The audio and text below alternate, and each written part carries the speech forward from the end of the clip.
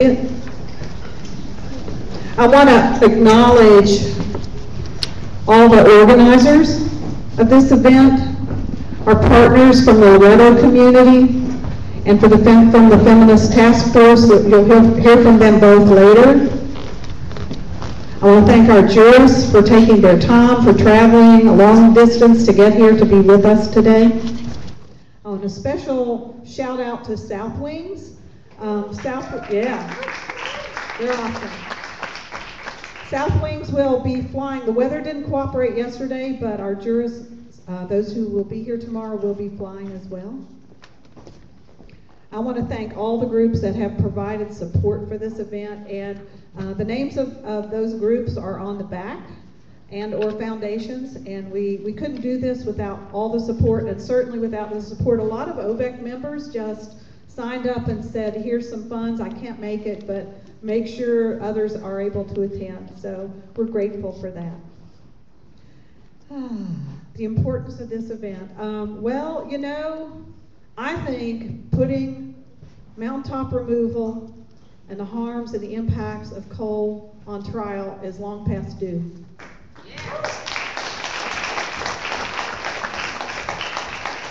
My friend Bert Lauderdale said in a meeting once that people in Southern Appalachia, or in Central Appalachia, have been suffering from the impacts of climate change ever since they started mining coal, and I tend to agree with that. Yeah. So now a little more logistical information. There's a restroom here on this side. Downstairs, it's a unisex bathroom. If the door's shut, don't open it. But it's unisex. There's a ladies' room upstairs.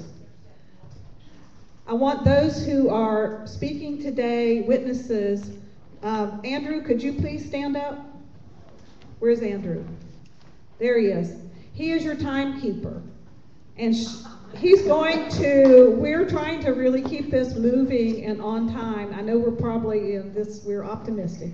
So he will let you know, he's right there, and he will let you know. This is live streaming today. And all those people out there who are watching, thank you for paying attention to what's going on here. It will be videotaped, and the proceedings from this will be going to the Rio Plus 20 conference. That it's the UN Conference on Sustainability. And that won't be the end of it. This is just the beginning of these tribunals in the US. Those of you who are speaking, you'll have the paper will be held up. Andrew will hold up a paper that says you have 3 minutes. And then when you see the red paper, that means you have no more time. You feel free to wrap up where you are. So thank you. Today from 12 to 2, if you parked on this side of the street, there's street cleaning. So you might want to hustle outside. You can park in the parking lot at the Evangelical Lutheran Church. And they said you can even use the handicap spaces. You want the address, Janet? No, it's just right there on Elizabeth Street. You can see it. It's just right out Elizabeth Street. This is Elizabeth Street right there. So you might have to go up to the Capitol and come back around, but what else? What am I forgetting? I think that's it. OVEC staff, if you could please stand. OVEC staff. Yeah. Couldn't do this without them. And OVEC board members, do we have some OVEC board members? Could you raise your hand? Say, here I am. Okay. All right. Well, I think that's it. I think let the wild rumpus start. Yeah. I need to introduce Rosa. This is Rosa Lizarde, and yeah, you go ahead, and then I'm going to introduce our jurists after that.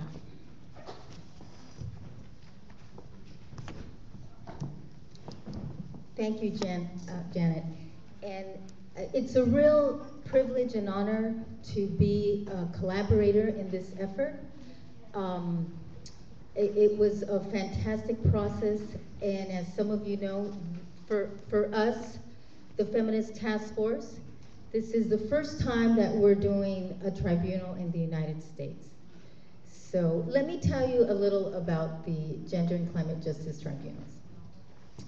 In March 2005, the Feminist Task Force was born out of a need to ensure that gender equality was central to poverty eradication. First of all, we needed to impress this upon our male colleagues in the Global Call to Action Against Poverty, also known as GCAP, the umbrella coalition of which we are members.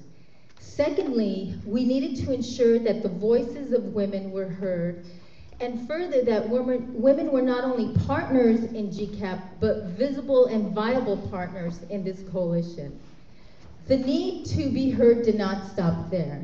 We knew that the constituency of the Feminist Task Force, many of whom are rural and grassroots women, needed to access the high platform that GCAP was afforded at global meetings such as the G8, at the UN, and other global institutions. Women needed to be heard, seen, and checked in. Women needed to be at the decision-making tables because, as a wise woman said recently at a women's conference, if women are not at the table, they will be on the menu. To ensure that we were not on that menu, but on the marquee, we resurrected a methodology previously used by women's groups in the early 1990s, and this was the use of a tribunal, a public or people's hearing, to leverage the global platform of GCAP and to voice the local concerns of rural and grassroots women.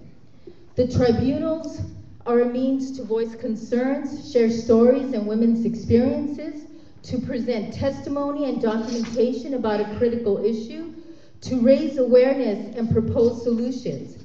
And when formal justice does not offer answers, a tribunal is an opportunity for civil society to join forces to advocate for the respect of human rights and to be validated. And so it was that we set out on organizing women's tribunals with an aim also to put political pressure on governments at the local, national, regional, and international level. In 2007, we spearheaded the first women's tribunals on poverty in Africa, Asia, and Latin America, in Egypt, pre-Arab Spring, in India and Peru. In September 2008, we showed how, yes, there was poverty in the United States, and it was hitting primarily women of color in one of the richest cities of the world, New York City. Under the shadow of the UN and with Wall Street crashing 40 blocks to the south, remember it was September 2008, we exposed the truth about how poverty was hitting Black and Latino women, single heads of household, and minorities with the looming financial crisis. We knew it was only going to get worse. In 2009, leading up to the climate change conference in Copenhagen, we organized the 7 countries, 3 continents, 1 call series in Nepal, Pakistan, India, Nigeria, Botswana, Uganda, Brazil. GCAP, Oxfam International, and other international organizations were turned on to our tribunal idea and organized their own poverty hearings on climate change. We put such hope in Copenhagen, taking our tribunal outcomes and conclusions to report there, only to find climate chaos and quixotic country negotiations come out of the climate talks. Doubling our efforts in 2011, this time leading up to the Durban Climate Change Conference, we teamed up with Greenpeace International and a news media agency, Interpress Service, to launch our Strengthening Voices Search for Solutions series of 15 women's tribunals in the Global South, Asia, Africa, and Latin America. And we wanted to show how climate injustice further deepens the feminization of poverty. In the Democratic Republic of Congo, we found that forests of the DRC are threatened, in some places seriously, by both legal and illegal logging. In South Kivu particularly, mining threatens the forest areas. Sound familiar? In the last 2 decades, there has been an acceleration in loss of biodiversity, both from deforestation and from increasing change in rainfall. The first people who are affected by the changes are rural women who need to travel long distances for firewood, water, and fertile land. In Argentina, in the town of Bermejo, Chaco province, an indigenous woman testified that the indigenous people were locked out of our forest. She said, "We have to change the power. We have no mountains to hunt or for removing fruit. We are born in a place where everyone was forbidden to do something." In Nigeria, we heard about oil exploitation and crimes against nature. We heard testimony on how the flaring of gas has been practiced in the Niger Delta region for over 4 decades. Today, there are about 125 flaring sites in the region, making Nigeria one of the highest emitter of greenhouse gases in Africa. In at least 10 Ogoni communities, the drinking water is contaminated with high levels of hydrocarbons. Overall, what we found was that climate change didn't discriminate. All were affected, but women, as 70% of the world's poor, are affected adversely by climate change and environmental degradation. What we found was that Africa was burning due to increased climate change, gas flaring, oil spills, neglect, and corruption. What we found was that in an international world, greed was global, and women, their livelihoods, and their communities were paying the price. What we found was the global casino of corporations and countries, and a self-appointed group of 20 countries promoting the growth of the BRICS countries, Brazil, Russia, India, and China, as the emerging economies, at the cost of global pollution and contamination. And Mother Earth was being pillaged and treated as a commodity. But we also found women not only as victims, but also as a key component in the search for solutions. Women were emphasizing climate change as a women's issue with regards to food security, water, land, energy. Women provided a collection of authentic, specific testimonies of grassroots and rural women. And we found that there was strength in numbers. And despite migration due to climate change, displacement, and climate change refugees, women were coming together.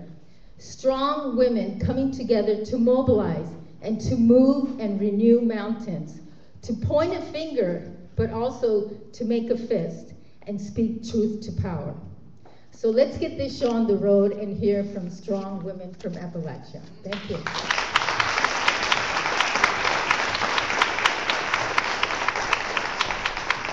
Just a word about process. First, I want to introduce our jurists. We have Lois Gibbs, and you can read more about Lois in the program, but Lois is the Executive Director of the Center for Health, Environment, and Justice, and many of you probably remember her being involved in Love Canal. So we're so happy she is here. Elizabeth Perito is from La Paz, and she's traveled the furthest. She gets the prize. And Grant, she is a climate justice and water activist global, so we really appreciate her being here. And Grant Smith. Grant is the energy policy analyst with the Civil Society Institute. And they will be listening and asking questions and making observations at the end of each case. And you would conduct yourself here the way you would at any trial. You're here to listen, you're here to absorb what you hear and take these stories and take them into your hearts. And you'll make your own decisions too. Yeah, so there's that. So I'd like the women who are on the first panel to please come up, and I will be introducing them. We will have Beverly May as the expert witness, Ivy Brashear, Jane Branham, and Maria Gano. This case is health impacts on women, their families, their communities.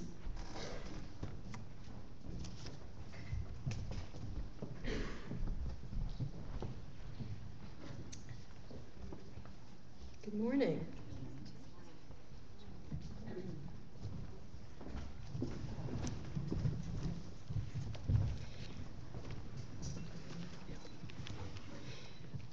Good morning, distinguished jurists. Thank you for coming to the mountains to hear the stories of our lives, which are bound up with the story of coal mining.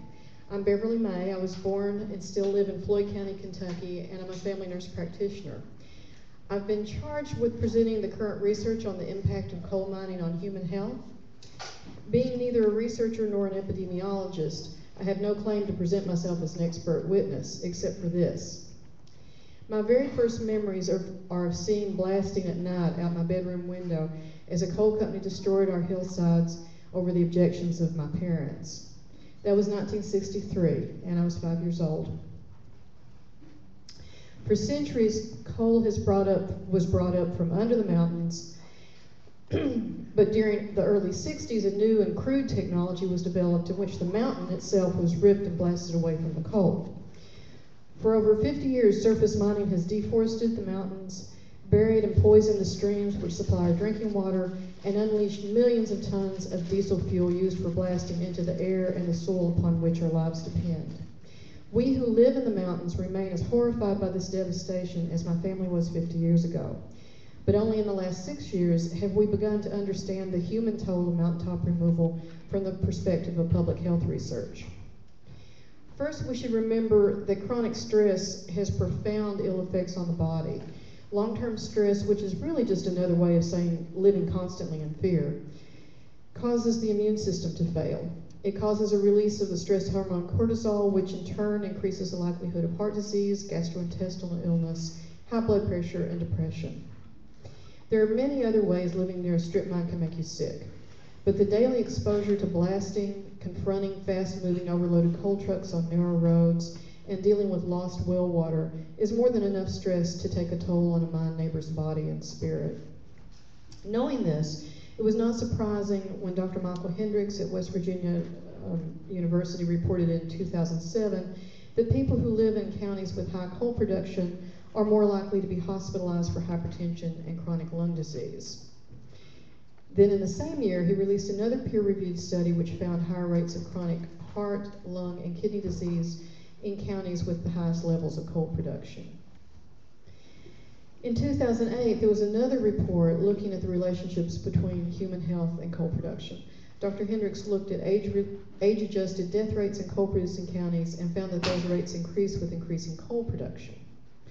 In the study, he controlled for socioeconomic factors that are linked to poor health and early deaths, such as poverty, lack of education, and smoking.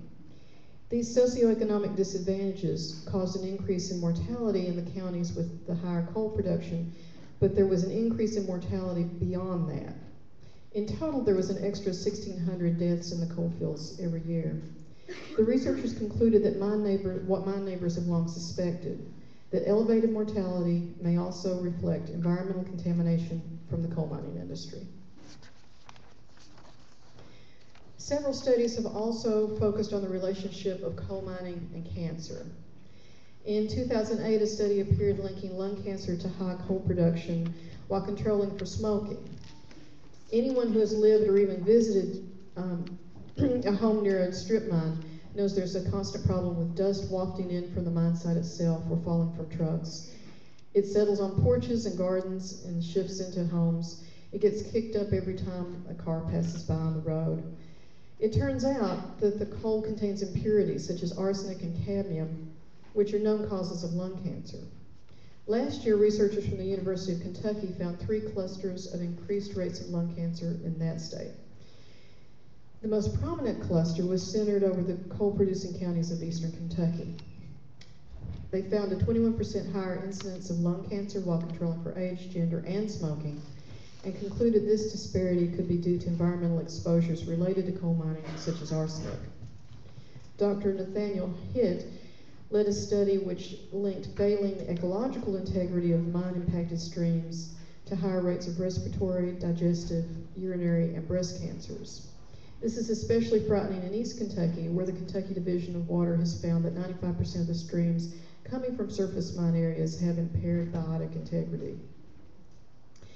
These ecological studies were supported by a door-to-door survey last year of residents along West Virginia's Coal River, which found higher rates of cancer than in demographically similar areas without coal mining. The last study I want to discuss is, for me, the most disturbing. Dr. Melissa Ahern and Dr. Michael Hendricks worked with a group of geographers to look at the incidence of birth anomalies occurring in counties with mountaintop removal and compare them with those of other types of counties with other types of coal mining but not mountaintop removal, and counties with very similar socioeconomic and geographic patterns without coal mining. They found a significantly increased level of birth defects reported in the mountaintop removal counties, and found that this effect appeared to get worse over time. Again, the authors controlled for known causes of birth defects, such as advanced maternal age, smoking, obesity, and socioeconomic factors such as level of education. They found that socioeconomic disadvantage accounted for some of the disparities in the rate of birth defects, but not all. Maternal residence in a mountaintop removal county was an independent predictor for 6 of the 7 categories of birth anomalies studied.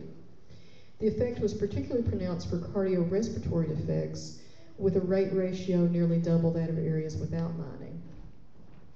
This study established a correlation between birth defects and mountaintop removal, but not causation. But the toxic byproducts of mining, which are known teratogens, will sound familiar.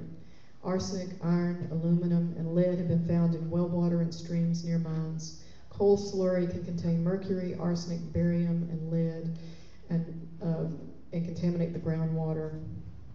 Dust from mines can carry heavy metals, as well as benzene and polycyclic aromatic hydrocarbons to nearby homes.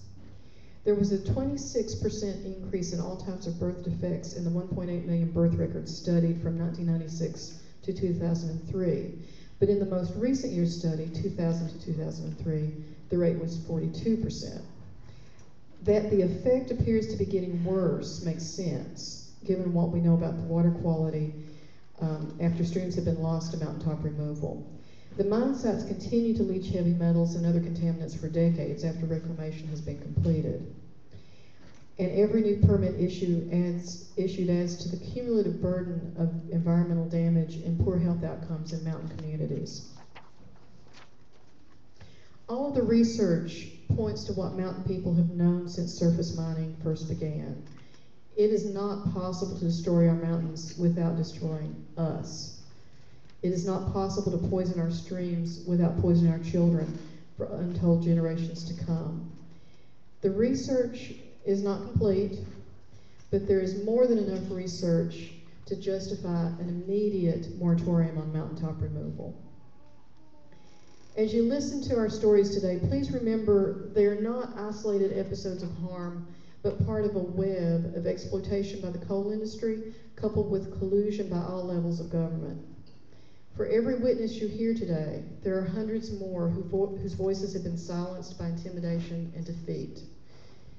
To be present, to hear our stories, and then carry them in your hearts into the United Nations is a profound act of empathy for which I'm unspeakably grateful. Thank you for listening.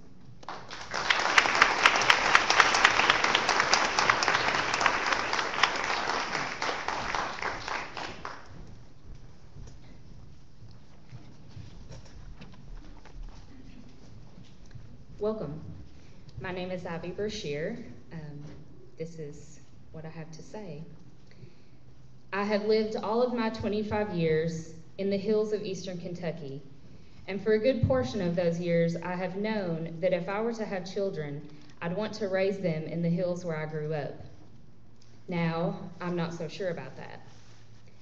A recent study conducted in part by Dr. Michael Hendricks shows that birth defect rates are alarmingly higher where mountaintop removal coal mining occurs.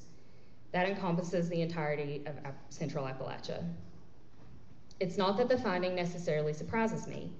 I've suspected for years that mountaintop removal mining is the cause of higher rates of cancer, heart disease, and lung conditions like asthma among those living here. So this new study, which clearly outlines the ongoing assault on the health of Appalachians, is nothing to be shocked about. I'm not even shocked at the complacency with which this study was received by the coal industry and state officials. mainly because when you're in the business of pollution and profit, deflecting the truth comes as second nature. All anyone living in Appalachia has to do to confirm the results is look around their haulers at all the cases of rare cancers, heart troubles, kidney disorders, lung diseases, and yes, even birth defects. But this new study, which is based on 1.8 million actual birth records, does not concern the living. We at least have some small choice in where we live, the water we drink, and the air we breathe. The unborn, however, have no choice. Though I know no one asks to be slowly poisoned with carcinogens and heavy metals from the land, air, and water, it's just completely and unbelievably criminal for coal companies to stunt Appalachians' health before they are even born. Not only does the health of Appalachian babies suffers, but their choices in life become increasingly limited because of the disabilities they may inherit from a legacy of environmental degradation upheld by a greedy and pollution-laced industry. This is an outrageous reality.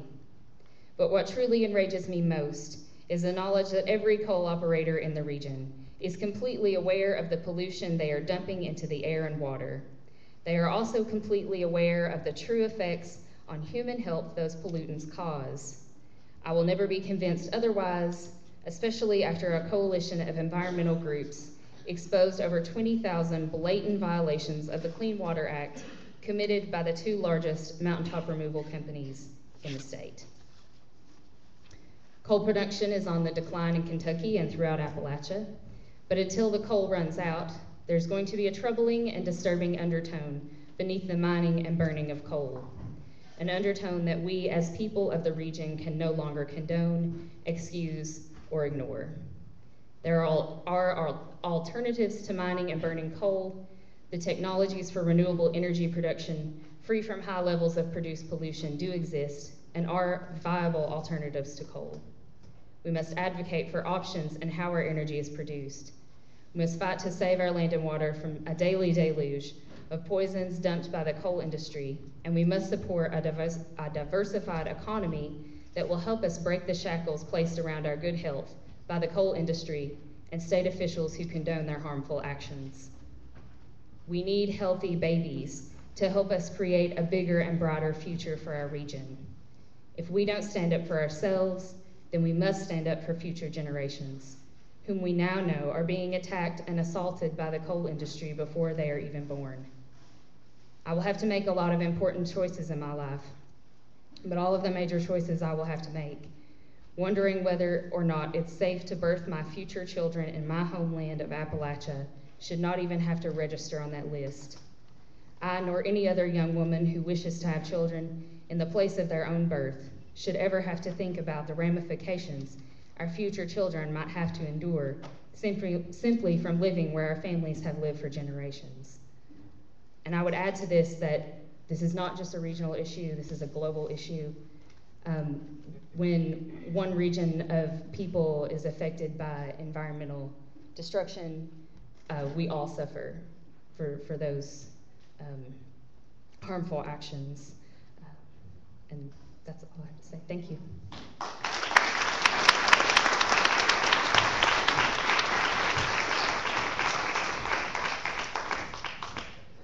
Good morning, and thank you for allowing us to speak today about a problem throughout the Appalachian area where coal mining is happening. My name is Jane Branham. I grew up in Wise County, Virginia, which is in the far southwest corner, forgotten by the rest of the state. For good reason, that's where all the money comes from, but they don't want to talk about it. I left that area at a tender age of 19 to go out and change the world, and found myself becoming a member of National Organization for Women and marching for the Equal Rights Amendment back in the mid-70s. I returned home in the 80s, and what I saw as the new face of coal absolutely horrified me when I drove up to my favorite mountain and saw that it was gone and replaced by moonscape where nothing again would ever grow. I broke down and cried, and I knew then I had to do something. Excuse me. I ended up getting married, and I went to school, and I became a registered nurse, and I've been practicing for almost 30 years as a registered nurse. In that time, I ended up working in a home health environment, and most of my patients were situated close to the mining operations, and they were all sick. I started to notice then, but I hadn't quite put it together yet. I found myself realizing that I could make a whole lot more money when leaving the coal fields, so I traveled some with my career, and I also ended up recently working in Tennessee, which was an hour away from my home. One of the surgeons that I worked with, and I had spoken so many times of the impacts of coal on our communities, and he mentioned that some of his colleagues had noticed strange and serious illnesses coming out of my area and being seen in Tennessee. I had no doubt where it was coming from. As a volunteer for Southern Appalachian Mountain Stewards, SAMS, which is working on coal issues in Wise County and the surrounding counties, one of the things that is part of our work is health surveys. So I've been doing some of those and going to each of these homes in what we call coal camp areas where most of the mining is happening. I found that not one home was untouched by serious illness, whether it be cancer, lung disease, mental illness, and all by poverty. I began to wonder why that is, and why everyone else in those communities was asking the same question. Why are all my neighbors dying of cancer? Is it the poison water, the poison air? Why are people getting lung cancer and black lung that have never even worked in the mines or smoked? I attended a public meeting about 2 years ago, and it was held by our Wise County Health Department. And many at that meeting voiced concerns about the environmental impacts on our health due to coal extraction and transportation of coal, because basically they're using our public roads as coal haul roads, and they stream by your house nonstop, spewing black dust everywhere, and it looks like a war zone. One man in that group, who's a police officer, asked why all of the people that he knew in the coal camp of Stonega are dying of cancer. To this day, we have seen no action by our health officials in Wise County, and the only response that we have gotten from them by our requests are the minutes from those meetings.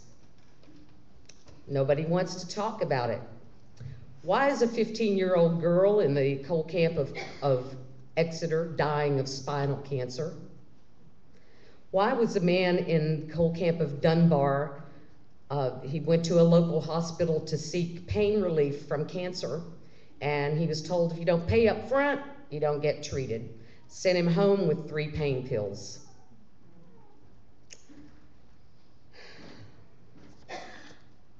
Why did my cousin die 3 weeks ago from a very rare disease called progressive supranuclear palsy? There's only been 20,000 cases ever diagnosed in this country. She died after 6 years of progressive, just becoming a useless vegetable. Now in her community, another person has been diagnosed with the same illness, and in a surrounding community, a third. It's not a coincidence, and the people who have been treating her at the University of Kentucky and Louisville University know that it's environmentally caused. According to our health authorities in Virginia, the coalfield counties, that's called Lennawisco, is our combined Coalfield County health authorities. No other district in Virginia has higher rates of asthma than we do, and we are actually tied with an urban community in Northern Virginia for that prize. According to the Healthy Appalachia Institute, which is also a combination of University of Virginia and our local health authorities, the Coalfield counties of Virginia have a 25% higher mortality rate than the rest of the state. We have 26% higher cancer rates than the rest of the state. According to the Michael Hendricks study, there's a 26% higher birth defect rate. And according to the Harvard study out of Virginia Tech, women in the coal fields have 10 years less life expectancy than they do outside the coal fields. It is not right. We know what's causing it, and we know what can stop it. We need to end mountaintop removal today. And we need to bring health and true prosperity back to the Appalachian Mountains so that our people can live in peace. Thank you.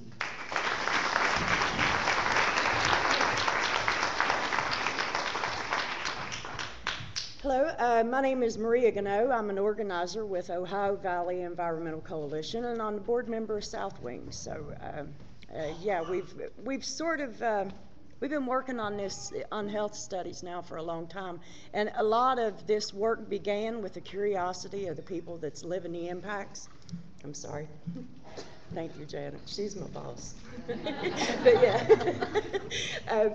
Anyway, we've worked a lot with the scientists and the people in the communities and networked relationships to get these health studies done. And these health studies were led by people in the communities that had the foresight to know that mountaintop removal is killing us. You know, they cannot blow up mountains over top of our homes and poison our streams and it not affect the people that live in the hills and hollows. And it just a few of the stories that I've heard right close to me. There was a young man just probably about 6 months ago that was told that he had cancer, and he's a young man, he's 9 years old, and he's in our community, and he today is struggling with cancer. When my daughter was 12 years old, she lost one of her classmates to cancer. And the stories throughout the communities is just devastating.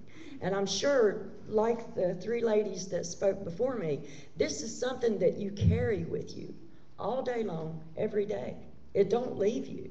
You know what they're doing to you. And with that, you have to think about the psychological impact of what they're doing to us. The health studies are devastating.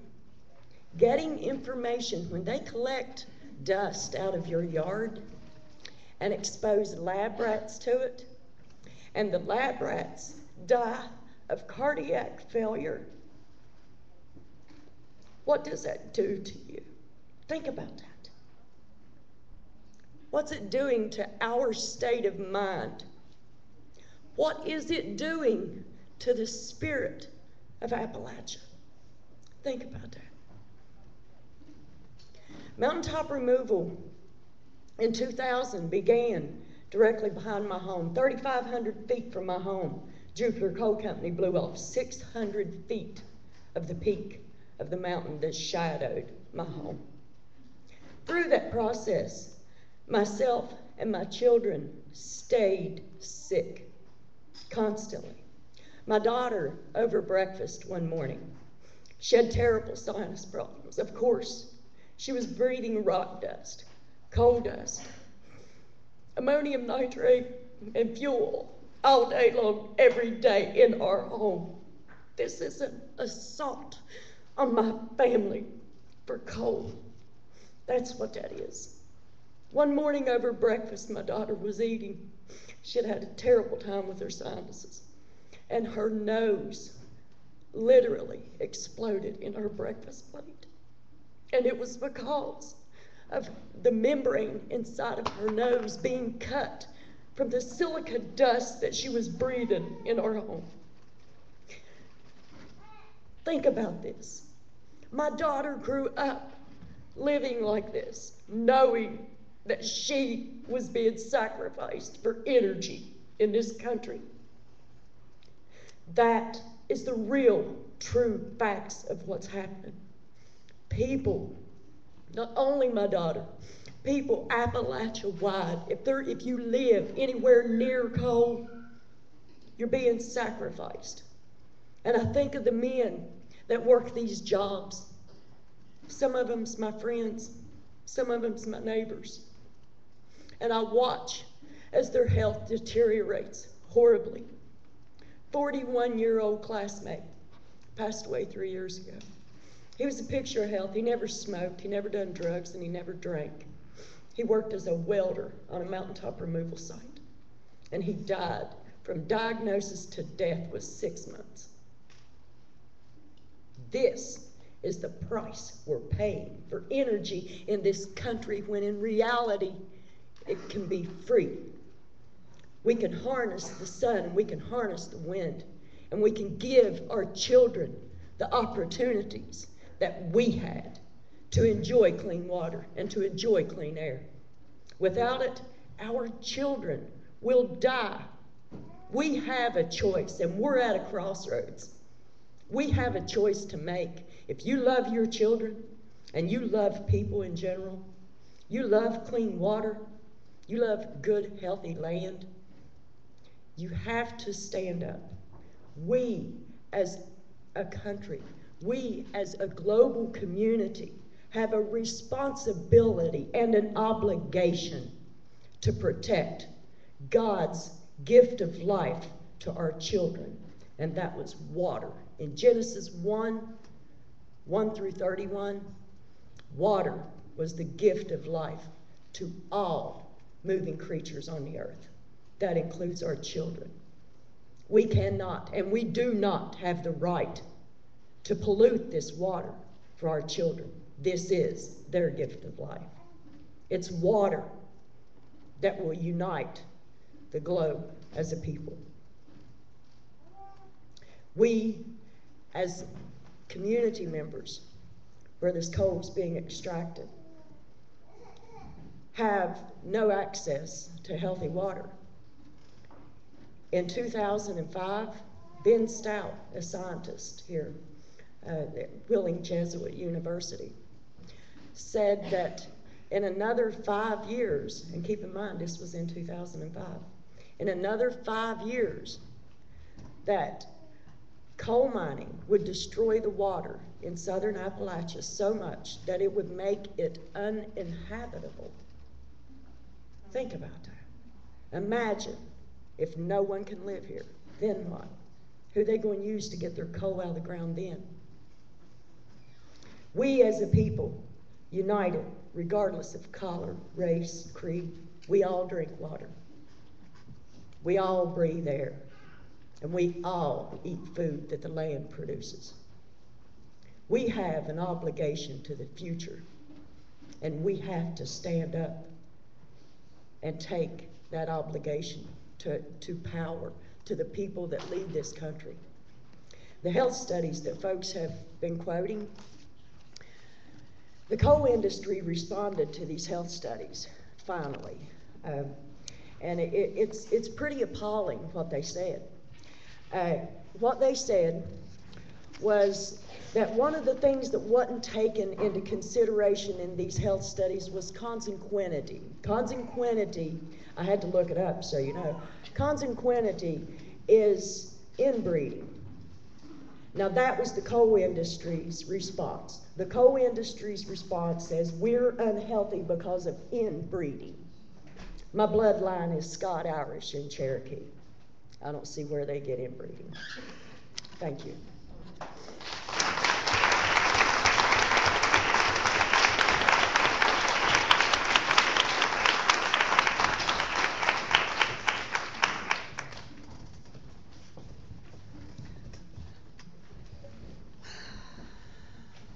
So we're going to have a little change of pace here. Minton Sparks, poet, poetess, and storyteller. Are you with us? I think she is. You're going to recognize this woman. If you grew up in Central Appalachia, you're going to recognize this woman. The strength of our stories we carry with us. And we all understand these stories. Her accompanist, John Jackson, he worked for 7 years with a storyteller we all know, Bob Dylan. So I think you're going to enjoy what you hear. And I'm going to scoot off the stage.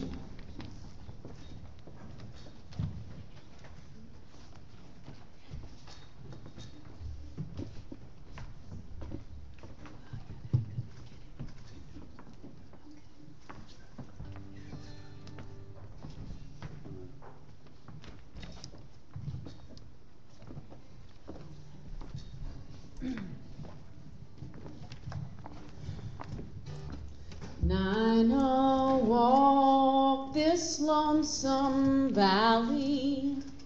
She had to walk it all by herself. Oh, nobody else would walk it for her. She had to walk it by herself.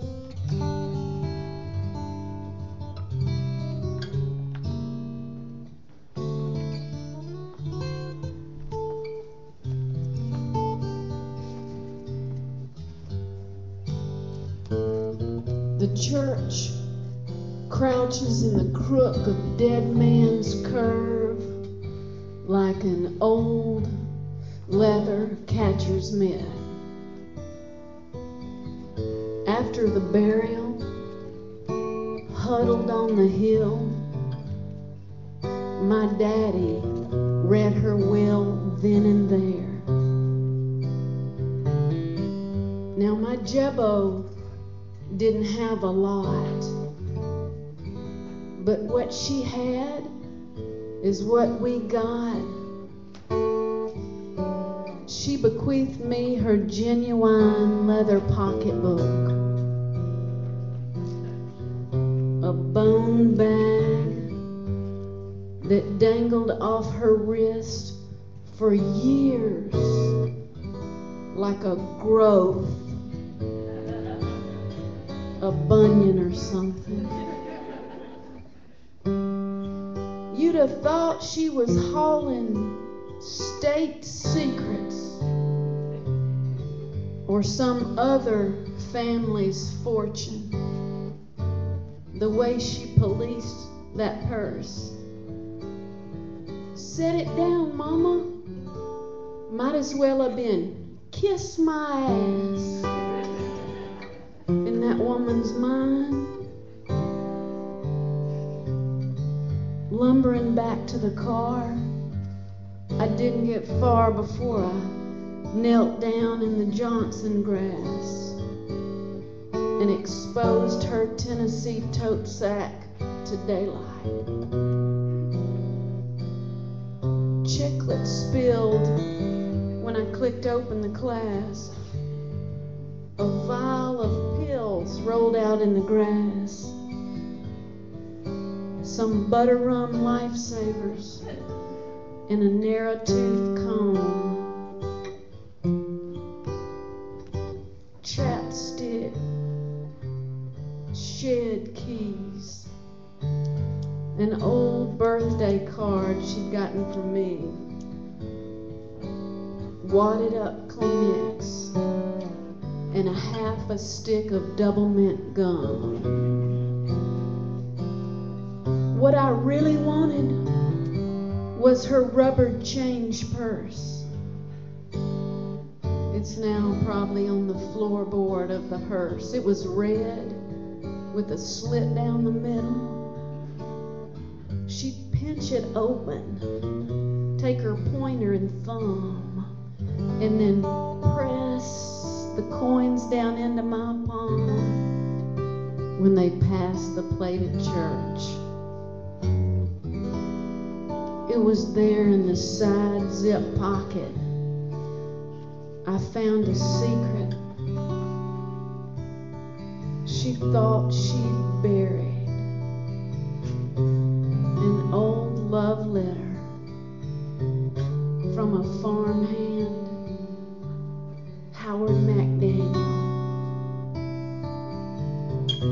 I love you too, scrawled in the margin of the yellowed note. Her purse gaped open there in the grass, contents exposed. Y'all, I felt like I'd stolen her clothes. This woman who swore she was never naked before her own husband. Thank you, John. Thank you.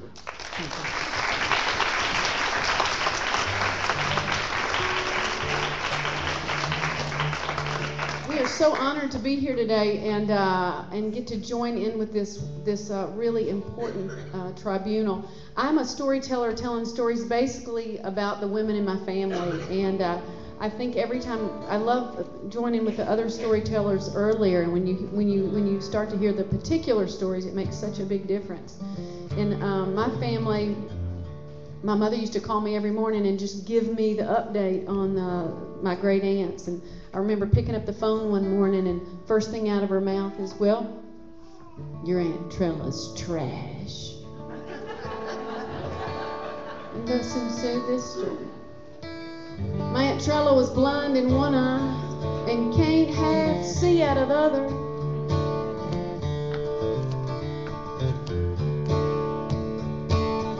Trella's trash.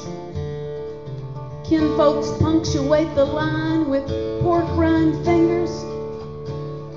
She's finally gone and left him,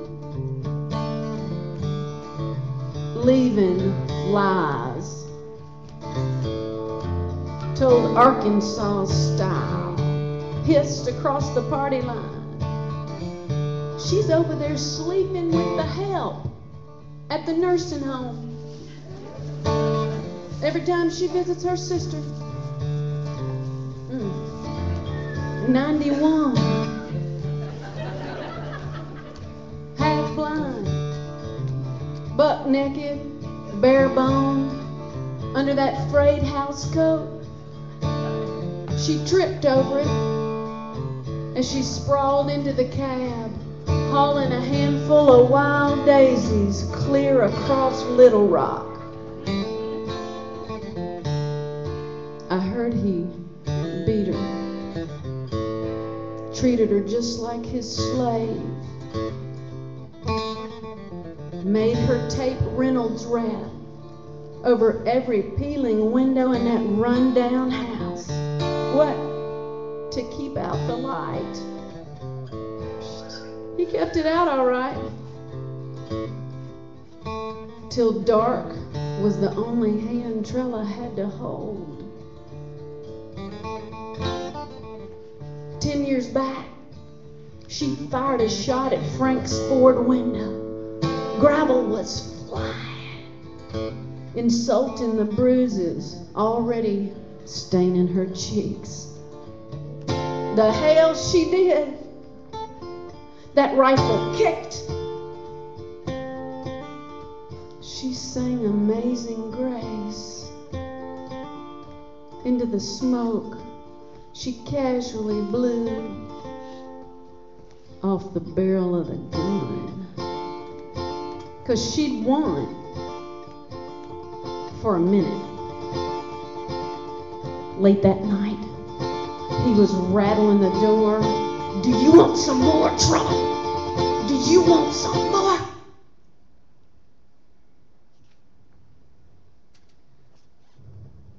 "Sure I do, Frank. I always did."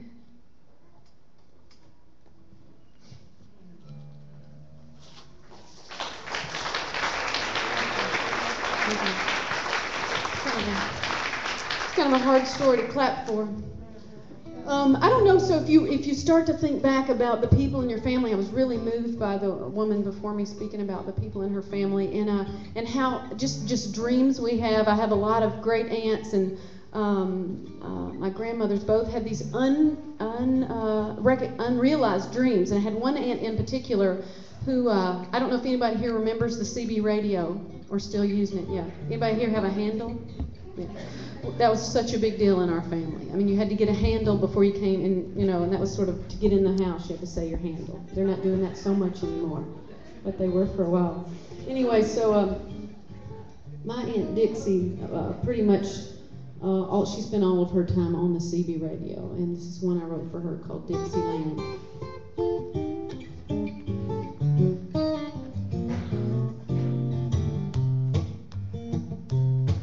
She was born with a voice, husky and low. Should have been a DJ AM radio if her old man let her work outside the home. Aunt Dixie's dreams never came to pass. Tonight she'll close those eyes and raise that glass. Breaker, breaker, 1-9. I got you mighty fine wine. Oh, come on. Trucker talks her hot cup of tea on a sagging card table sets a landline CB radio with a push bar silver microphone. Privacy's a commodity undercutting this house by poverty, so Dixie carries on in front of us kids. I'm frying bacon, scrambling eggs. Come on by, get some of Dixie's dregs. Come on. She'll holler out, look away from me, kids. She's telling bold-faced lies. The honest truth is, she's wooing truckers, hauling produce in Batesville caskets through the Ozark nights. She forbids our eyes so our ears misconstrue. If you'd have been there with us, you might have heard it too. Was it break her? Break her one time? Raven-haired, I'm a raven beauty. She purrs to anybody in the vicinity. I'm hauling post holes, honey. 10-4 back door. Put the pedal to the metal and let 'em roar. Sweet nothings negotiate Arkansas airwaves. Behind some stacked up Cheerio boxes, she sips on Ripple and plays old LPs to Rhodes Scholars,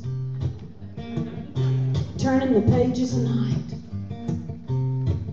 For one old boy in a cross-country excursion, she sings without the record an a cappella version. Moon river wider than a mile, crossing her heart in the style of the Catholics, though we know she ain't nothing but a cradled Church of Christ. Breaker, breaker, 1-9. I don't have on anything but the radio. I love the art, not the artist. Isn't that what they always say? So we close our eyes, enjoy her music, and look away, look away, look away from Aunt Dixie's landline. Breaker, breaker, 1-9. Or was that break her in time?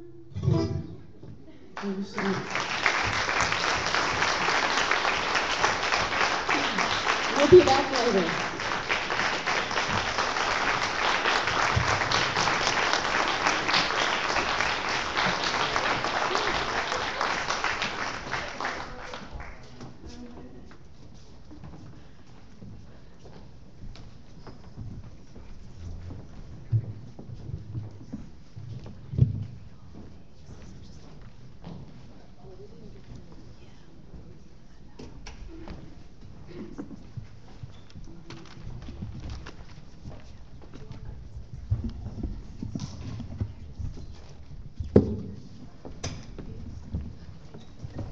We're kind of new at this process, and I did want to give the jurists a chance to respond to the first case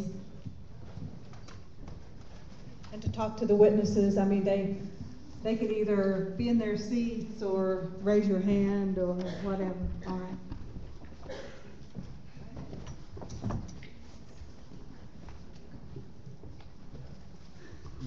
That was obviously very powerful testimony. In many ways, what struck me was the longevity and scope and insidious nature of these impacts on people. The scope, that there was a reference to war. In World War I, the statistic was in England that every family lost someone in the war, a son, a father. And here, it appears to be everyone. And you have, when people come back from war, you have post-traumatic stress syndrome. I don't know what you call this, continuing traumatic stress syndrome. And how do you put a price tag on that? Because it is a cost. And I think one of the things that comes out of this is, the old depreciated coal plants running cost a lot more than 3.5 cents a kilowatt hour. The studies that I've seen place the externalities, which we talked about, which were made very personal here in many ways, are far greater than the actual revenue that's collected by utilities for running their coal-fired power plants. So it actually costs more than it's worth. And I think that's something to keep stressing, and if anybody says 3.5 cents a kilowatt hour, I would say, well, it's a lot more than that. And some of these studies were just the plant running, it costs more, not these plants running, not the whole fuel cycle, and this is the beginning of the fuel cycle, and the effects are just devastating.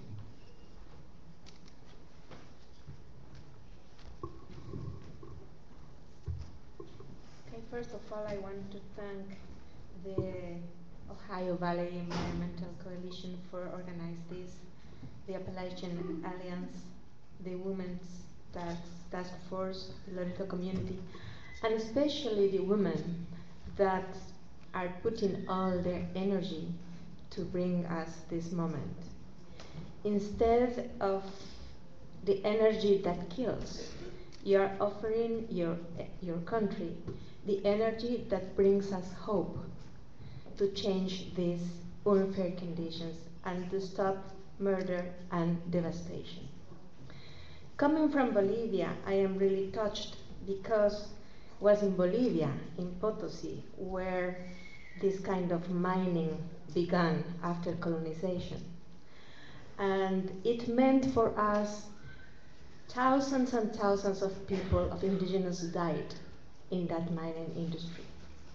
And people used to say that with the silver and the gold that they could extract from the earth, they could build a bridge between the South America and Europe. But also we say that with the bones of the indigenous dead in that mining, they also could build a bridge. So what you are doing is to bring consciousness about this massive murdering, as Grant said, is a kind of war. And it comes also from the mentality of colonization. Because this is coming from a global agreement. It comes only because just some people that decided that energy is a merchandise, and they offer it to big cities when most of the energy is also wasted. And also, what I think that you are bringing us is the consciousness of the really unfair conditions of using energy in this world, because it is not giving answers to the human needs now, but it is mostly bringing more unfair and devastation conditions for the global levels. I would say also two things that they are established at the UN system. One of them is under the Declaration of Human Rights. It says that everybody, every individual has the right to life, to freedom, and the security of the personal security. And the other right that is also established at the UN system and that the USA has signed is under the Pacto Internacional de Derechos Económicos, Sociales and Culturales. I don't know how to say pacto. It is an agreement that says own the economical, social and cultural rights. And many countries, most countries have signed it. And it states the right to health. It says the states party of this pact, of this agreement, recognize the right to life, the right to every person to enjoy the highest level possible of physical and mental health. So you could probably take this kind of framework, international framework that your country signed, to build and go on with this initiative of Tribunal, which I am also supporting from my country. Thank you.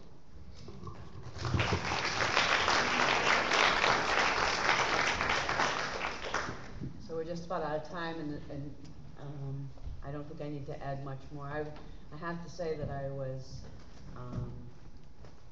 very moved by the testimony, the violation of women, the violation of our unborn children, the whole concept that one needs to make a decision whether to stay in their homeland, their home territory, their home place, to give birth and to raise a family is just a human rights violation. It's a moral violation. It's an ethical violation. You know, as a mother of too many children actually, but as a mother, you know, you do everything right during your pregnancy. You eat right, you exercise, you take your vitamins, you do your prenatal checkups, and then something totally outside your control can come in and harm your child in its first environment in the womb. And you know, that is the most serious violation I think that our world has. It's not just here, but it's all across the globe. And I think those stories that you're telling are just so important for people to understand that this is not just about policy and energy. This is about ethics, it's about morals, it's about people's right to live and to raise families and to better themselves. The circle of poverty will just continue here in this area as long as they poison the children, and I was very moved by that.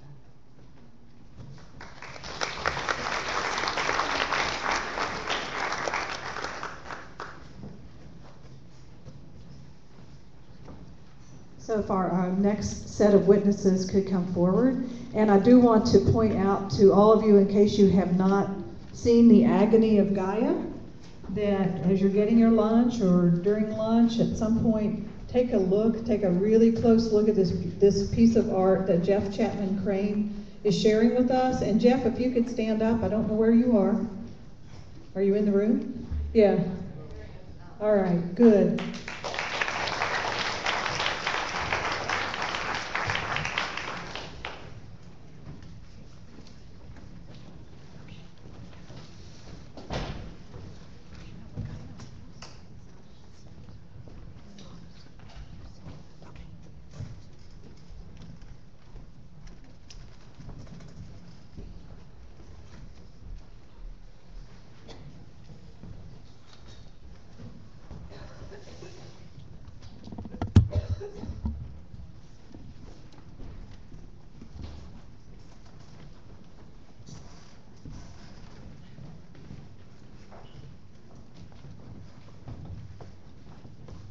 All right, so speaking on poverty, economic injustice, and the lack of economic vitality, our expert witness will be Betsy Taylor. And our witnesses will be Catherine Hoffman, Lorella Scarborough, and Wilma Steele.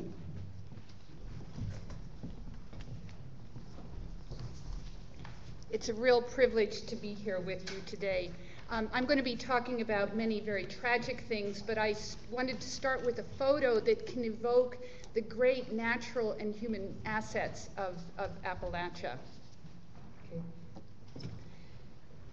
In the next slide, you will get some picture of how some of the benefits that have come from coal mining. Coal mining over decades has produced many relatively high-paying jobs. And beyond that, there are very important cultural assets that have come from coal mining. Like I've spent many years doing oral histories in the coal fields, and you can feel in those songs that this is a proud heritage of skilled work that has been very central to the national economy.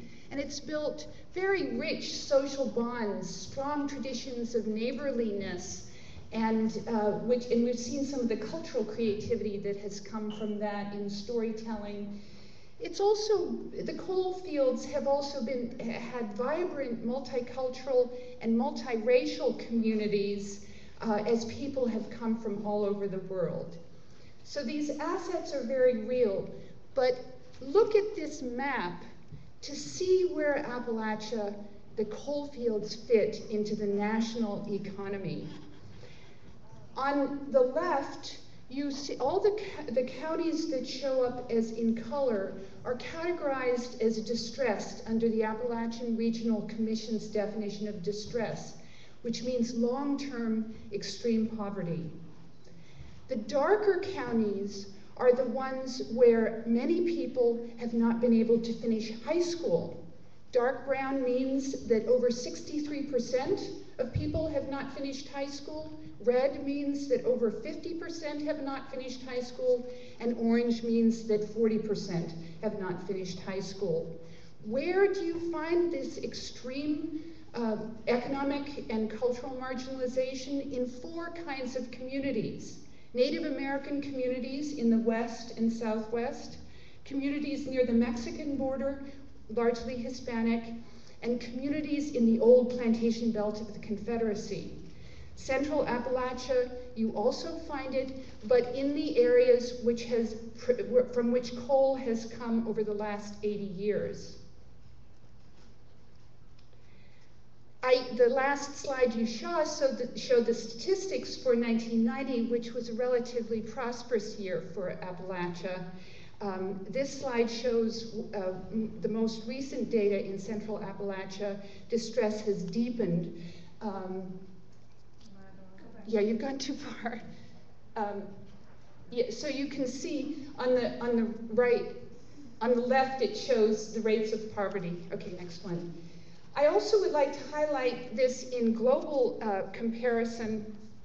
The Human Development Index is one of the most widely used indices internationally of well-being because it's a very sensitive, complex formula for calculating multiple social and economic and health variables. And now let's look at the data from Eastern Kentucky. Internationally, you're considered to have high development if you're above 0.8, and you can see it goes down. 0.5 is medium, and below 0.5 is low development. And look at the coal fields of Kentucky. McCreary County is equivalent to the poorest, most underdeveloped countries in Africa. 10 of the counties are in very low development state, and 43 are below the level that's considered low development status. What causes this poverty? At the bottom of the following slides, you will see a few examples from the massive scholarly literature that has studied this problem. And I only have time to list some of the causes. If you go to this literature, you'll find a lot of documentation about how they work. This is not primarily an economic problem. This is a political economic problem. The region has abundant natural and human assets for a stable, robust economy. But the underlying problem has to do with how the regional economy was brought into the national and global economy in the late 19th century. as large corporate networks of coal, timber, and railroad with strong interlocking ownership and big political influence came in. There was a massive land grab that has laid down patterns of inequality in land ownership, so that even now 70 to 90% of most coal counties are owned by outside corporate interest. And this has been a monolithic economy, and I'm going to have to speed up here. Here you see the contrast between the amount of coal that has been produced from the region. The top is total production since 1923. And below you see the pattern of the number of jobs in mining in that same period. Coal industry, for very strong structural reasons, is a job-shedding industry. It tends towards monopolization. And here you see what's happening now. We are at a crisis point in Appalachia where the dashed line shows the unevenness of production of coal as in the global markets are extremely volatile, but we're at a stage where jobs in coal could collapse. And I'm sorry, I'm going to have to stop now. If you could just do the... we're just calculating the externalized cost of coal. Nationally, it's at least $500 billion a year. And just keep going. And I just want to end by saying Appalachia has much wealth in exactly the assets that are going to be important in the 21st century. Water is going to be the most precious resource in the coming century, and it's lavishly endowed with water. It's a mega biodiversity area. And the people of Appalachia have an unbroken tradition of ecological knowledge and livelihoods that are precisely the mix that we need to move to a sustainable economy in the 21st century as we face the pressures of climate change and resource scarcity. Thank you.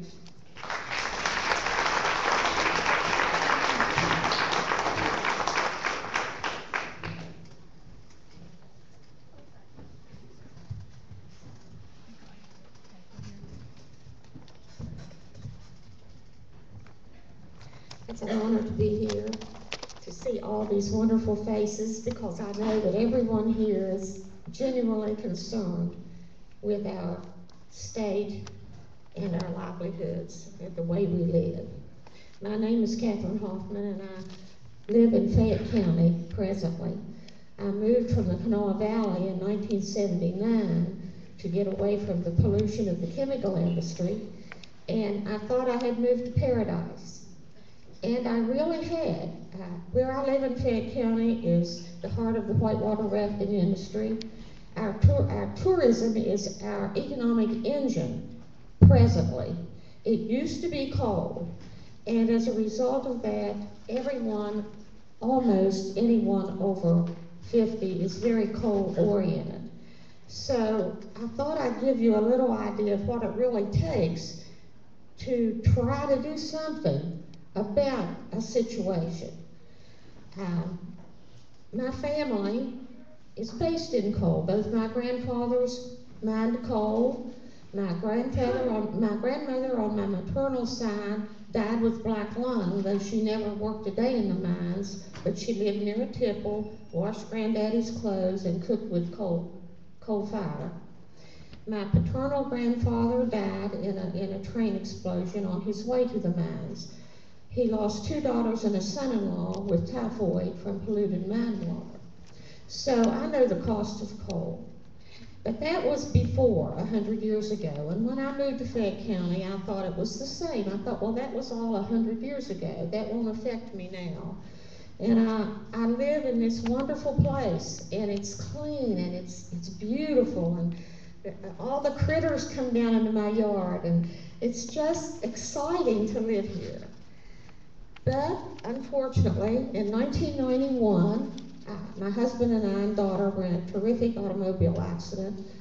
We came back from that in August, and I looked up on the hill, and here were all these lights. And it was a mining company getting ready to take the top off the mountain in our hollow. I thought in my ignorance, well, I'm having none of that. I'm going to fix this. I was so ignorant. Little did I know what it would even begin to take. It began a 20-year saga in my life of trying to protect my land and my home. And it has been frustrating, depressing, but there have been a few victories. The first battle in 1991, we had some help. There was a little organization then called AppleRed, which was the Appalachian Regional Defense Fund. And we found an attorney that would help us. I browbeat all my neighbors into getting a little group together. And when I say browbeat, it really was because they were frightened. People here are frightened of the industry. One old gentleman said, "Oh, Catherine, I'd love to help you, but they'll take my pension away. Oh, I'd like to help you, but they'll burn down my house." And all these things were possible. But we had this battle. We had the first hearing. I managed to get 100 people to the first hearing, and we won the first hearing. There was a lot of hanky-panky by the industry, a lot of intimidation, but we still won the first hearing. Of course, he appealed. And I thought, what can I do now? So I found a friend of mine, another woman, by the way, ladies, who had a pickup truck, and her name was Ethel. And Ethel was fearless. So we went in the pickup truck to a place where this man had mined before. Straight up a mountain. I had to get up out of the truck and walk. I was afraid to stay in the truck. And we took pictures of the devastation that he had left. We took the pictures to the attorney, and he withdrew his appeal the very day that we were to have the trial. So we won that. Oh, wow. I thought, gosh, we won. But little did I realize that this was in 1991. In 2008, the same operator came back to my area, and he wanted to mine on Sugar Creek, which is down behind some mountains behind where I am, and he wanted to run his coal truck straight down a hill, make a 90-degree turn where there was a Head Start here, a Head Start building where the children go to school. Well, the old timers kept telling me, Catherine, he can't do that because in the older days, when the trucks weren't even that heavy, they would come right down that mountain. They couldn't make the turn, so they'd go right straight through the area where the Head Start was. So I got our mayor, and we have a very forward-thinking mayor who must be very strong because he actually wrote a resolution, took it to 3 of the county commissioners, got them to sign it. One later tried to back out because it is political suicide in West Virginia to try to do anything against the coal industry. But we did get the coal trucks stopped at that point. Then, the next thing that happened was they decided they were going to mine further on the Golly Mountain. Now, if you're not familiar with this area, Charleston is here, Golly Bridge is here, where I live is here. But at Golly Bridge, 3 great rivers meet: the Golly, the New River, and the Kanawha. The Golly and the New are national rivers. These rivers should be protected. The only thing I can say about that is that we've been fighting this battle for quite a while. We have won one lawsuit and have managed to stop the company at that time, but they will be back. And in fact, there are permits on file right now. The problem is all this ties together. My experiences, the selenium that's coming out of that mountain and the blasting that's coming down in this area into the waters is going to ruin our life system. Water's it. That's our future. And we must prevail here. We must get all these ladies together, and we must do what women do, and that's win the battles. Thank you.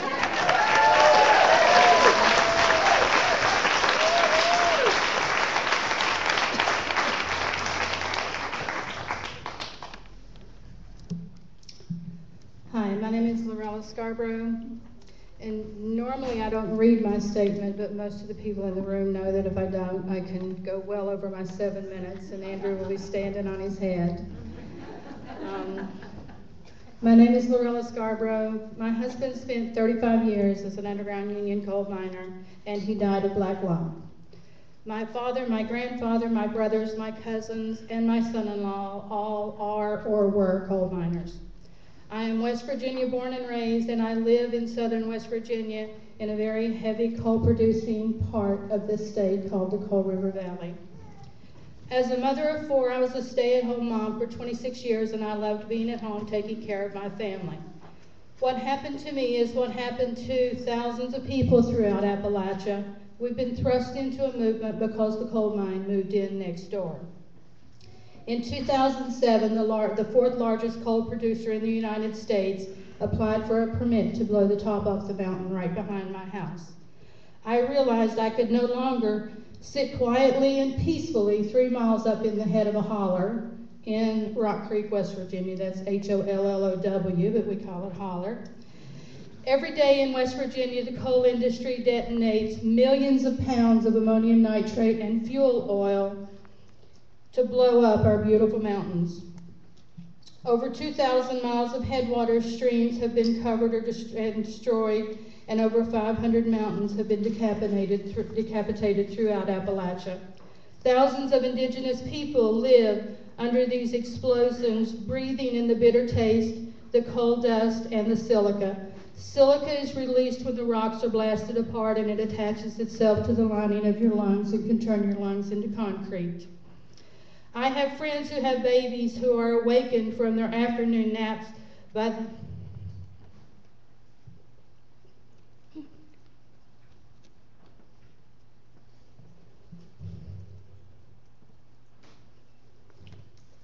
breathe.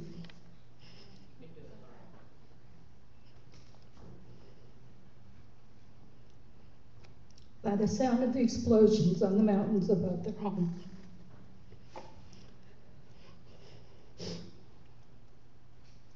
Sometimes the overburden, the overshot, or a boulder pushed over the side of a mountain will go into a house, and whatever or whoever it lands on,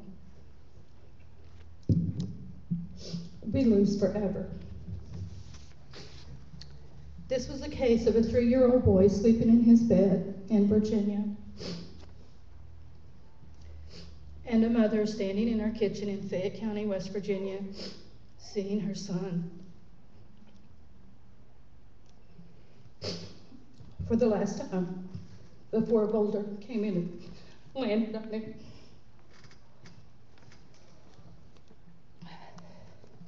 Whole communities have their water supplies contaminated from the underground injection of toxic sludge, black water spills,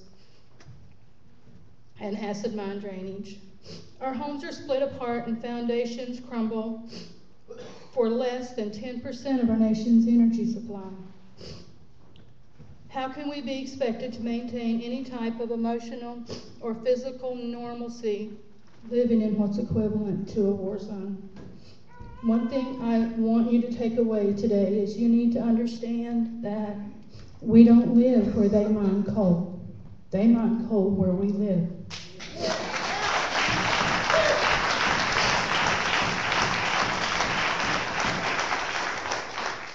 In the state of West Virginia, we will have coal mining for a very, very long time. And that's a reality that we face. We have the richest resources with some of the poorest people in our communities. We must also become leaders in our communities to diversify the economy, to sink every dollar that we have into renewable sources of energy and a more sustainable way of life. Why can't we have wind turbines and solar panels and responsible mining? Why can't we sit down together and figure out what we agree on? We know what we disagree on.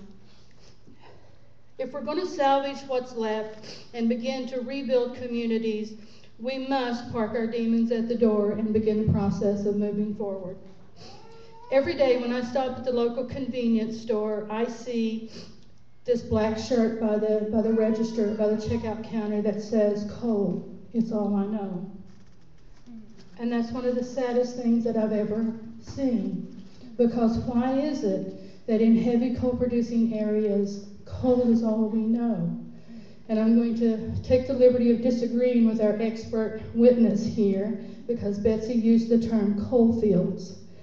And that's a very offensive term to me, because I don't believe that coal is our most precious natural resource. I believe our people are. And our people are being destroyed in order to sacrifice that, in order to feed the energy needs of the United States. We need to teach our children that we have choices. One of the biggest problems in the area where I live is we have no choices. We live in a mono economy. Our politicians, we have some wonderful politicians here in the state capitol, but the majority of the politicians here and on Capitol Hill, there are a lot of politicians who are owned by the coal industry. And I sat in my senator's office just a few months ago and asked, that I always remind our politicians that it's their responsibility to advocate for job diversity in the areas where we live.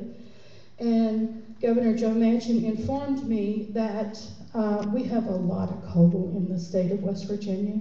And I informed Governor Manchin, again, I'm not very nice to Governor Manchin, but I informed him, Senator Manchin now, but I informed him that we have an awful lot of wind and sun too, and we need to start harvesting that.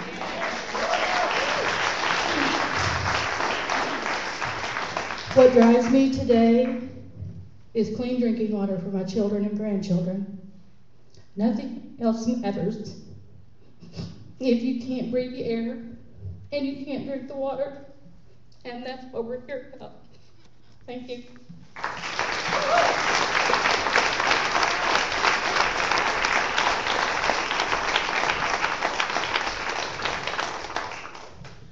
My name is Wilma Steele. I'm from the coalfields, southern part of West Virginia.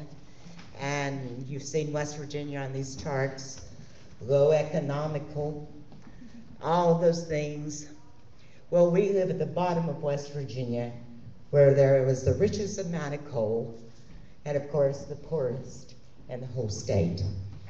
As a matter of fact, their state became pretty well off in certain places from the taxes that came from southern West Virginia, because we had some politicians in Charleston and Huntington and these wonderful places to have some things built from the tax dollars, much of which came from the coal fields. We didn't even have a college until after the year I graduated from high school. And we were one of the most populated areas at that time also.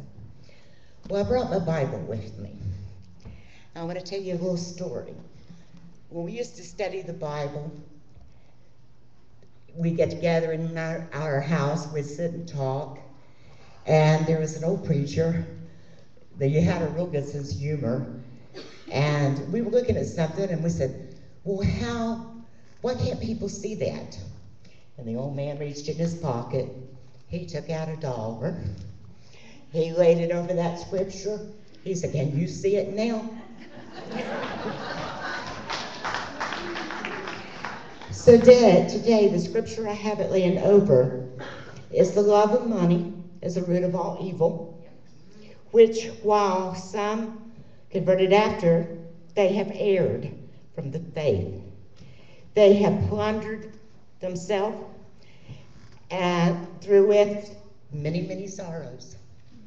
And anytime you break laws, whether natural laws or the physical laws that we make, there's cost. Now we can say, oh, we don't believe in that climate change. We don't believe in that stuff. And yes, God can make a mountain, but you have to have a volcano to do it. Now how many of us wants to be destroyed under that volcano? I don't think of many. Yes, these mountains can be cleaned from all these poisons. The rainwaters pour down, and that's what's happening now. Just like tears from a mother's eyes. It pours down from every hollow in the state, and it's washing us away, one house, one community at a time, just like tears gets the dirt out of the eyes. And yes, those poisons, those seleniums and all that, are washing on down to the Tug, washing on down from there, the Big Sandy, on down to the Mississippi. Now, I've never been to New Orleans, but I've heard there's a dead zone down there. I wonder where it came from. I really don't know. So, let me tell you something else about my area. I live in the richest part, not only with all of the coal, but some of the richest history. Logan and Mate, I went to school at Mate 1, born in Logan, and grew up at Red Jacket. Now, I was born really, the first home was Loretto there at Buffalo Creek, if any of you have heard of that. And at Red Jacket, it's named after the coal company that had the people in the tent colonies during the Mate 1 massacre, if you've heard of that. And right now I'm fighting for Blair Mountain with everything in me and the history there in Logan County, if you've heard of that. So, I'm here to talk to you about money. And the only thing they understand is money, so let's talk money. Yes, there's a big amount of tax money. They have a big bundle. But they don't tell you all the little costs that's broken down. See, if you want to keep something simple, it's easy to understand. So they give you one figure. This is what tax money is. But the cost of coal, especially mountaintop removal, is broken up with so many agencies that we don't even know how to count that far or even how to begin. For example, FEMA and the flood, we all know. Flood prices going out of the ceiling. It's just hard to believe how much. Highways departments, roads are going in the creek, all over the place, every hollow in this state that's been in the coal regions. The roads are in the creek, bridges are in the creek. How much does all that cost? And let's add it to the total. Now, you heard all the thing about medical expenses, right? You heard all that. How much does that cost? God, I couldn't even know where to begin. I don't think you could either. But you added that to that cost. And then there's so many others that you don't even begin to know. I'll give you an example. I wanted to plant American chestnut, so I ran for office, conservation district supervisor. And guess what? Our money goes to clean up the banks and things of the creeks in Logan and Mingo County.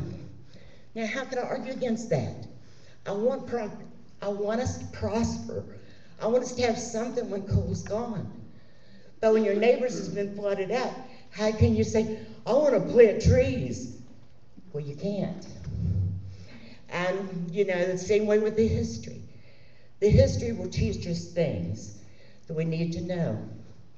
The history has so much to offer, and most people don't even begin to understand. You see, the one thing that I've noticed lately is that America is acting like southern West Virginia. You see, the rest of the state sometimes ashamed of us for good reason. We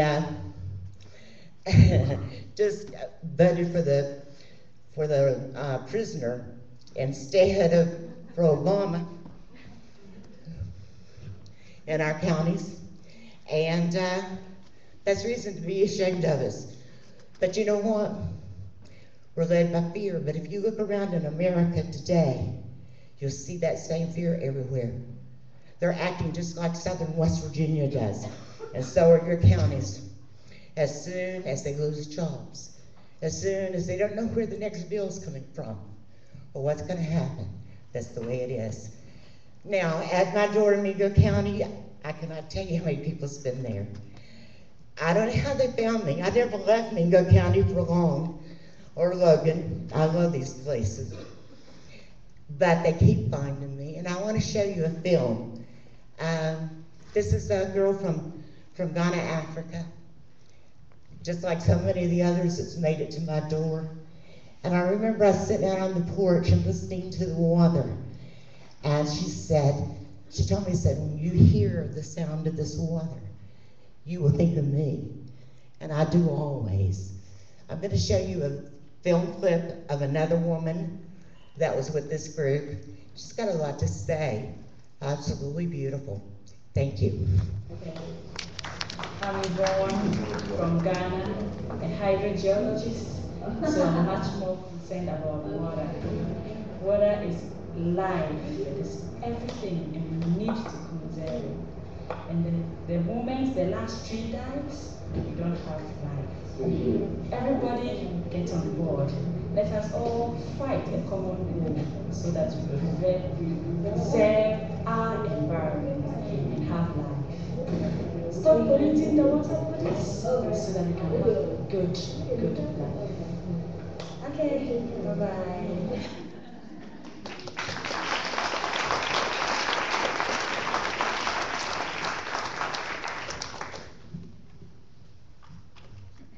So before you leave this time, we can have some comments and questions. I mean, one of the things that I think you women have done a really good job of is making a very convincing case that coal is not the economy that's going to build West Virginia or Kentucky or the whole region. And I think you've made a very compelling case. I think that the other compelling thing I take away from this panel is that not only is it economically disastrous for the people and to a certain extent the state, but it doesn't provide a future for the children and the grandchildren, and that's serious.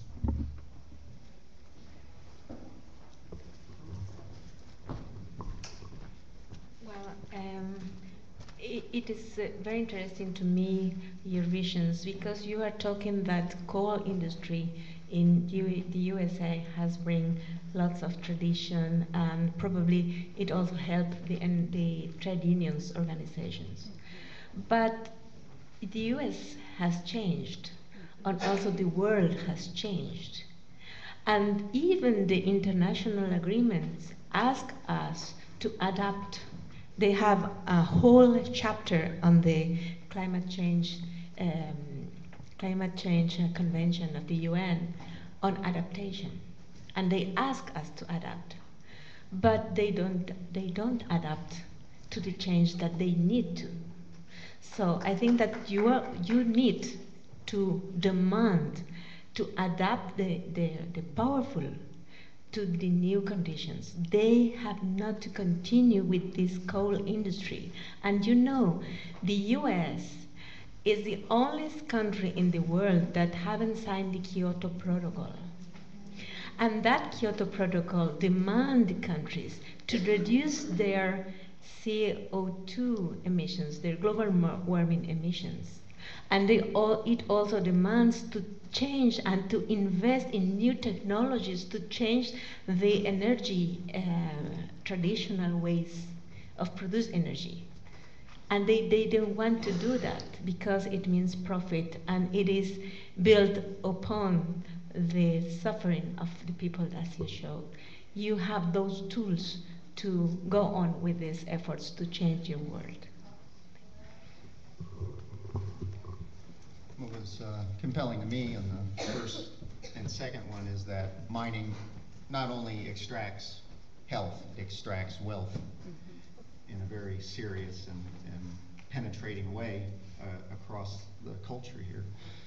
And I thought it was a very important point that these are political questions. There's no technological or economic barrier to change. And I just want to read this. This is author Sheldon Wolin, who wrote Democracy, Inc. He describes American democracy as the corporate state. And he said, the broad question is whether democracy, when the corporate world is both the principal supplier of political leadership and the main source of political corruption. And he also goes on to say, what is absent is the political. He says, the commitment to finding where the common good lies amidst the welter of well-financed, highly organized, single-minded interests, rapidly seeking government favors and overwhelming the practices of representative government and public administration in a sea of cash. And this is what we're facing. We have made a lot of sacrifices in our health and our economy for the fossil fuel industry. You know, the United States was at the pinnacle of wind turbine technology in the late 70s. In fact, the initial gearboxes that were installed in California were from Indiana, from Allison's in Indianapolis. We were the top producer of solar panels. Now we've given that up to Asia. We gave up wind turbine technology principally to Europe.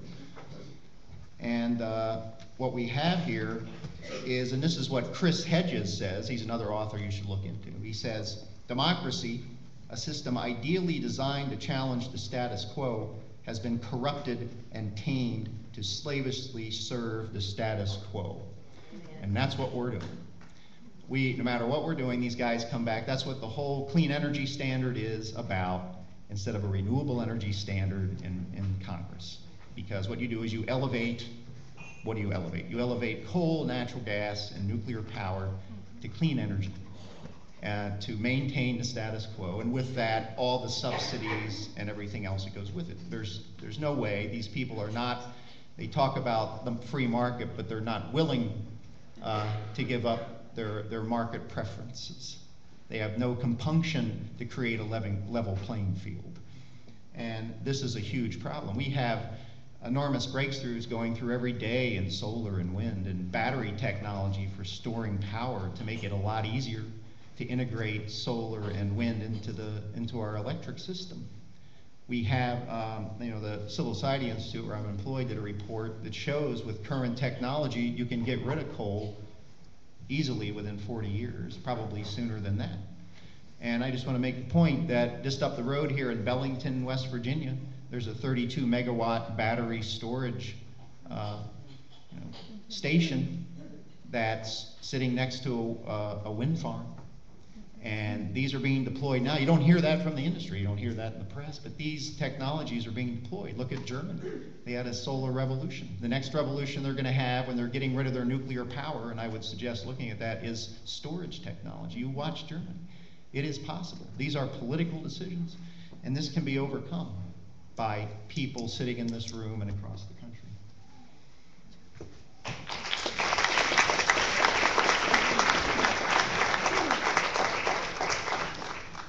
So first off, I hope we can give all of our witnesses another round of applause.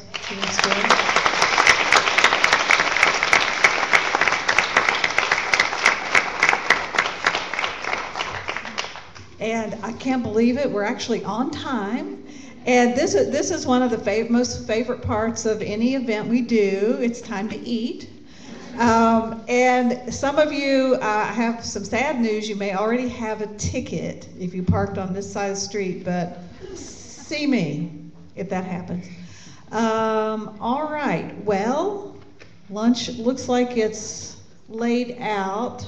I don't know that I need to dismiss people, and you guys can organize yourself around lunch, have some conversation. We have an hour for lunch, and we will come back here to hear Minton Sparks, so you don't want to miss that. So let's reconvene at 1 o'clock. Thank you very much.